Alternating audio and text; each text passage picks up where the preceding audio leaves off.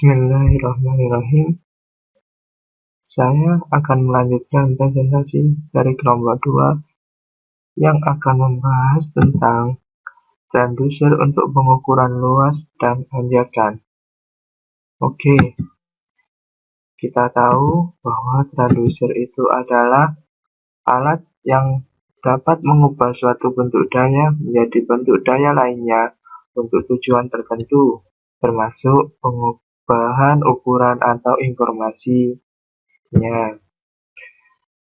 Nah, kita tahu bahwa ada berbagai macam transducer yang pernah kita pelajari ataupun yang pernah kita tahu. Contohnya adalah strain gauge, sensor induktif dan elektromagnetik, LVDT, transducer perpindahan digital, transducer optik, potentiometer optikal, dan yang terakhir Drawing Displacement Sensor. Tapi dalam bahasan kita kan hanya untuk mengukur anjakan dan luas. Oleh karena itu, pengukuran anjakan dan luas bisa dilakukan dengan transducer LVDT dan Drawing Displacement Sensor. Nah, ini adalah contoh gambar dari LVDT.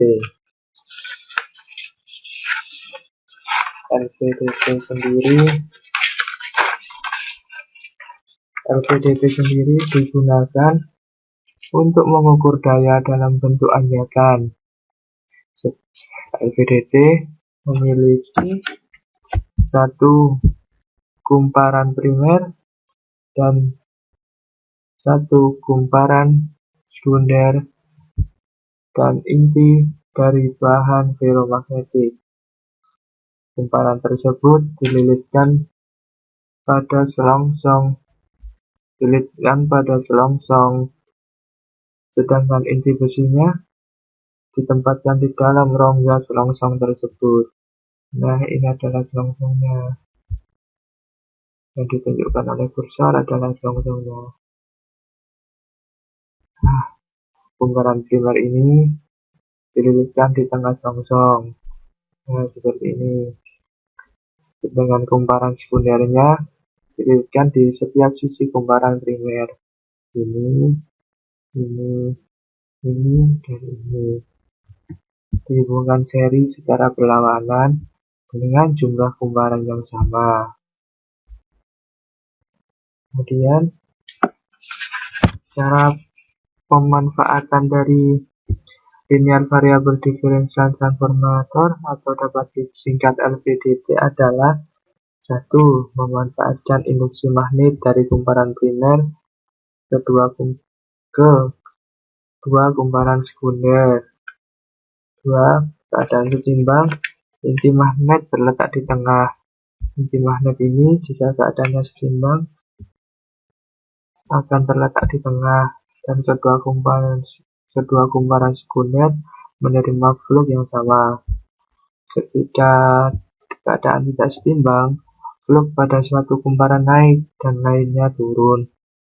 Tegangan yang dihasilkan pada sekunder sebanding dengan perubahan posisi inti magnetik. Jadi ketika inti magnetik ini berpindah, nanti akan menghasilkan tegangan yang sebanding dengan kumparan sekundernya.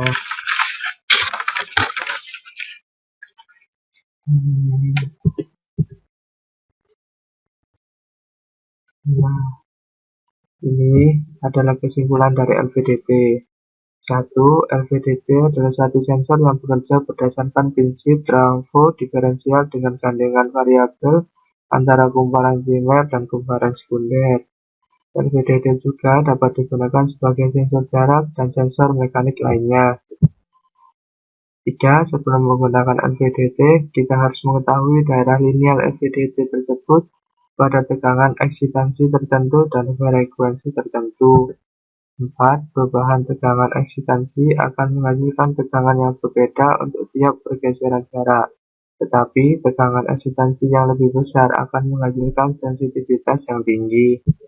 Terakhir, Perubahan frekuensi akan berubah koefisien dari daerah linearitas sensor, tapi daerah kerjanya akan tetap sama. Nah, kemudian kita akan membahas tentang Brauer displacement tadi. Brauer displacement ini merupakan sensor untuk mengukur jarak atau perpindahan linear melalui suatu kabel yang diproduksi dari untaian highly flexible stainless steel stand yang memutar pada sebuah puli yang melewati motor pegas yang tahan lama. Nah, sensor ini bisa digunakan aplikasinya ini sebagai alat yang bisa mengukur posisi tempat tidur di rumah sakit. Walaupun sensor ini kecil, tapi mampu melakukan pengukuran yang presisi.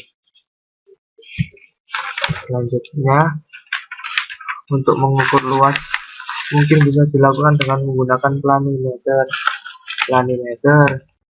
Planimeter ini mungkin akan bisa membantu menjelaskan bagaimana cara kerja dari planimeter itu sendiri. Check this video.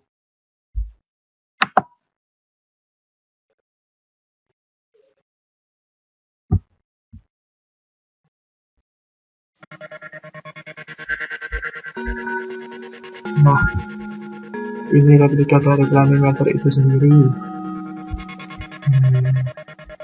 Dapat saksikan sendiri. Ini dengan polar dari planimeter yang digunakan untuk menandai daerah yang akan diukur oleh planimeter itu. Bagaimana cara jalannya, bagaimana planimeter ini bekerja. Nah, saat lengan polarnya hanya bergerak lurus, kursornya tidak akan bergerak. Lihat, kursornya tidak akan bergerak.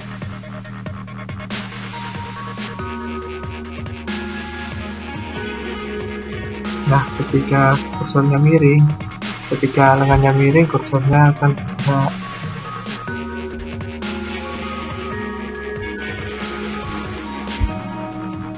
Ya, inilah. Pertama-tama kita set ukurannya ke 0.0 dan kita mulai mengerti daerah mana yang akan diukur luasnya. Nah, sebagai contoh ini ukurannya 25 cm persegi. Nah, cocokkan 25 cm persegi. Kemudian area selanjutnya ukurannya 6,25, tapi meleset, ukurannya ditunjukkan 5 cm persegi, hanya beda 1,25. Area yang selanjutnya lebih besar, areanya 100 cm persegi. Dan yang ditunjukkan oleh jarum tepat sekali 100 cm persegi. Dan dengan alat ini pasti akan bisa memudahkan kita untuk mengukur suatu luas dari suatu daerah.